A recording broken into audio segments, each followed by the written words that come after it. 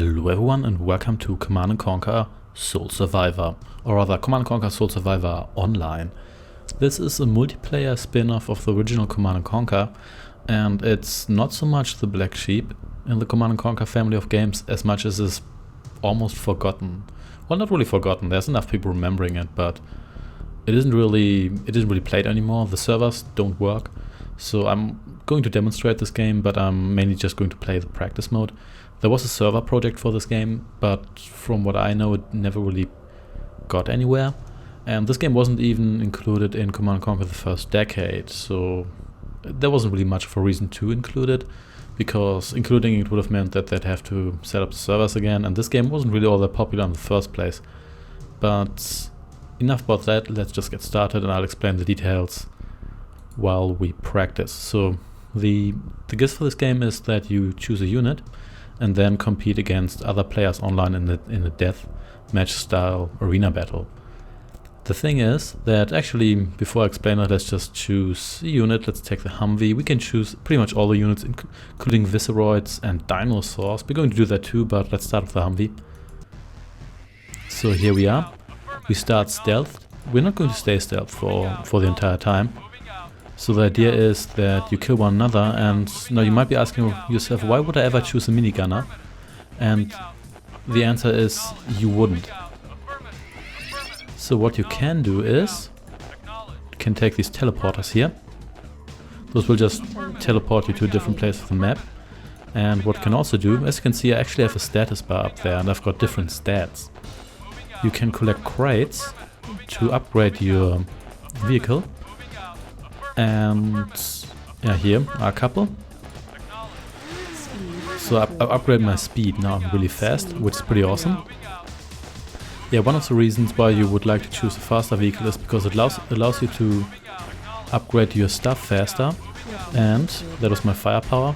And once you have a couple of upgrades, you actually get quite competitive. So you can actually hope that your originally lighter vehicle is actually a stronger one in the long run. So there's a major issue with this practice mode. You would think you can just play this as you would play the online match, except you would actually fight computer opponents as opposed to humans, but that's not how it works, because all the computer opponents always gang up on you exclusively. So yeah, there's only so much you can do about that. In fact, nothing really. You may as well start a multiplayer game in the original CNC where everybody just has one vehicle. Though why would you even do that? I don't know. So we haven't run into any opponents yet. One of the reasons is that I didn't really choose a high number of opponents, because if you do that, they will just come for you very, very quickly and will just destroy you. So, and there's a severe lack of crates on this map. I expected there to be a lot more.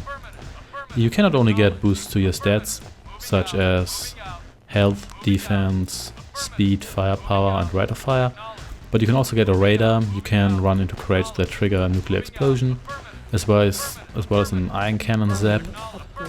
Yeah, as you will probably... wow, there's a turret that almost killed me. That's a great start. So you can already tell there's a couple of issues with this game. One is that you can select all the original Command & Conquer units, but there's just a couple of units where there's no reason to ever choose them.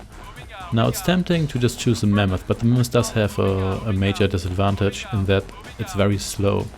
So it will pick up crates slower. And let's say if your when your opponent picks up,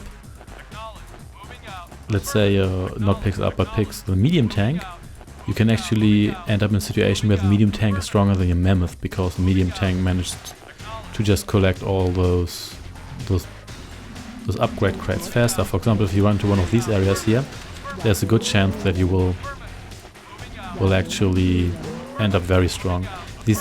There are different crates, and I think these green ones here, those tend to, is there a teleporter here? Those green ones, they often have nuclear weapons, and yeah, if that happens to you, if you get into one of these areas where there's a lot of crates, then you have a very good chance of just winning. That was an iron cannon strike. Not great, but what can you do? And that was another iron cannon strike. And yeah, some of my stats are maxed out. My firepower could be better, but I'm doing relatively well. I still haven't found any of my opponents yet, except for this one turret here. And here's actually a computer opponent, that is Hunter. These computer opponents, they are always called Hunter. I don't think they ever have a different name, so let's see whether we can kill this guy here. We can, so we killed Hunter, which is awesome, I guess. Yeah, this is another issue with this game, that it's not like a multiplayer shooter where you can actually apply strategies and stuff like that. No, you essentially just click on your opponent. Of course you can drive a little bit around, you can try to outmaneuver your opponent, stuff like that, but overall your options are very, very limited, so there's only so much you can do. So here's another one of these crates. Oh, there was a nuclear bomb. Not that bad, actually. Let's collect all of these ones here. And we're almost maxed out, which I guess is awesome. So let's just collect more crates. That was another ion cannon blast. Whoops. And looks like we're in a completely new area. So, yeah, I choose a Humvee here for the speed, but generally I'm just demonstrating this. There's a couple of vehicles that I would recommend, such as light tank, maybe the medium tank. A stealth tank isn't bad, not cycle is very fast. But there's a couple of them, such as the minigunner. I mean, maybe there's some super secret strategy for the minigunner, but if there is, then I'm not aware of it. So, anything else? I can't even find my opponents, which is a little bit disappointing. But we'll see, maybe they're just hanging out here. For example, I don't know whether the computer opponents ever use... I completely outrange this guy here, that's pretty hilarious. So, what do I want to say? Yeah, I don't know if they ever take teleporters. If not, then there's a good chance that you end up never meeting them unless you seek them out and they never get enough upgrades. But there are occasionally those maps where your opponents are completely overpowering and there's essentially nothing you could do to stop them. So, and you know what? Oh yeah, there's another guy. So let's see how this artillery here does.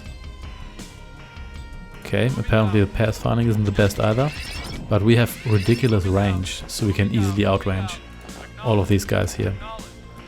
And if you play against a lot of computer opponents, that's very likely to happen, that there's at least one guy who ends up ungodly strong and just completely destroys you. But I think we've played around enough on this map here, so I'm going to start a new match, maybe with a couple of more opponents. Or maybe with a different vehicle. So, see you in a moment. You know what? I want to be a T-Rex. Because who doesn't want to be a T-Rex? I'm a stealth T-Rex. So I don't even have a ranged attack, so I'm not quite sure whether the attack actually gets ranged when I do get a bonus for that. We'll see. But let's collect some of them crates. So I'm a lot faster now. I'm a fast Tyrannosaurus. This is probably going to end horribly as well, or it's going to be horribly boring, which is way more likely. Yeah, Soul Survivor wasn't exactly a smashing success. Just like all multiplayer-oriented Command & Conquer games weren't really a smashing success. Okay, I saw one of the hunters there. Yeah, all computer opponents are always called Hunter for creativity. And where did you go? That's the question. Oh, there we go. Oh, it's a Visceroid. Hey, come back here. The very fast Visceroid. The Visceroids are somewhat rare. Oh, and this guy here. Yeah, this guy is like me in the previous match. So let's see whether we can take him out. I don't think you can even check your opponent's health. I guess that's a no. Whoops. And now he's collecting all these upgrades and he has ridiculous range. Hey, Visceroid. And yeah, there we go. And I'm dead. So now the match just starts over again, but it's kind of boring, to be honest. But what we can do is check out the options, because you can actually choose different voice themes. You can have Eva's cool sexy voice, but you can also have the Commando voice.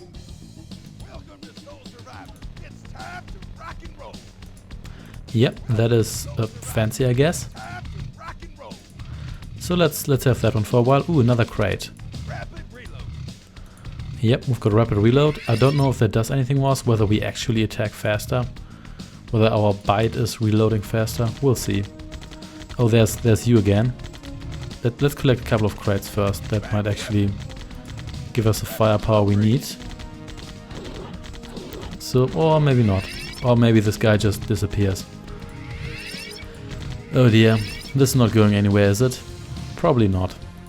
By the way, there's no iron danger right now. That means if I pick up crate, there's not going to be an iron cannon zap. But that's going to increase during... Hey, there's a Visceroid. Doing the match, and yeah, you run. And then there's a higher chance that I get iron cannon zap and you again. Look, I even get beaten by the Visceroid. That's just sad. Yeah, this isn't going anywhere, is it? No, not really. Alright, maximum number of opponents, and I'm going to be a Commando, which is a terrible idea. Because the Commando pretty much does no damage against anything that is an infantry, and why would you ever choose to be an infantry unit in this game? I wouldn't, except now I did, but that's kind of for demonstrating what this is all about. Oh, look, a crate. Now I'm actually really fast, and that's not even the biggest speed upgrade I can get. But hey, oh, and there... Yeah. Obelisk, yeah, I mean, how am I supposed to kill that Obelisk of Light, like, ever? I guess if I get the maximum defense upgrades, it's theoretically possible. But I don't really believe in it. We'll see. I guess we have to take this teleporter here. So let's see where that leads us. Not in a crate heavy area, that's for sure. But I can live with that. And there's 10 opponents on this. Oh, yeah, there we go. It's you again, Humvee. Well, that's how it's always going to end. Yeah, the Humvees are the true killers in this game here. And now I'm slow again too. Ah, what a shame. And I think I can still be crashed too. Which I mean crushed. Yeah, I mean you can play as a minigunner, but why would you ever do that? Anyway, talking about minigunners. Yeah, one good thing I have to say about this game is that the soundtracks... Oh, yeah, nuclear bomb here. The soundtrack is actually pretty sweet, and there are some remixes that hadn't been used in Red Alert and or the original CNC. I guess that's great. Even though you don't really need the game to get those. You can just listen to them online. Or just download them somewhere. Ooh, look at that. A knot cycle. And second knot cycle. And they're all gang up on me. And the Humvee. It's always the Humvee. I'm not quite sure how the computer chooses its vehicles, but the computer never seems to have the truly bad stuff. It's usually medium to heavy vehicles, and never something like the minigunner. Occasionally it's artillery, but yeah, maybe it's completely randomized, but I don't think it is. Oh, and yeah, I mean there's just no way I'm going to win against these. How did that work? Did I really respawn like a meter away from the place where I died? I guess I did, so I better get out of here until the stealth wears off. Oh, a flame tank. Yeah, good luck with killing that. Yeah. Anyway, that was Command & Conquer Soul Survivor. I'm going to play a little bit more of this next time, but for now I think we're good. Take care and goodbye. Oh god, flame tank.